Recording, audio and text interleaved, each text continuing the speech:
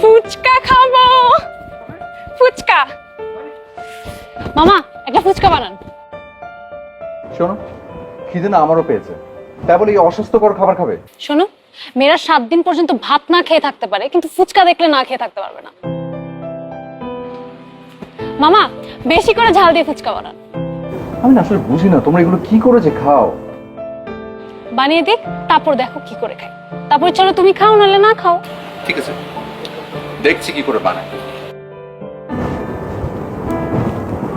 এই যে দাঁড়ান দাঁড়ান দাঁড়ান, এক্সকিউজ মি মামা, আপনি যে ফুচকা বানাচ্ছেন আপনার হাতে গ্লাভস কই? মামা কি যে কইতাছেন, আমি কি ক্রিকেট খেলতে নামছি যে গ্লাভস পরে নামো? শুনলে শুনলে কি বললো? ঠিকই তো বলেছে, উনি কি ক্রিকেট খেলতে নেমেছে যে গ্লাভস পরবে? মামা, আচ্ছা মামা, আপনি আমাকে একটা কথা সত্যি করে বলবেন, এই যে আপনি সারাদিন ধরে ফুচকা চটপটি এসব বানান না, আপনার বাথরুমে যাওয়ার প্রয়োজন পড়ে না?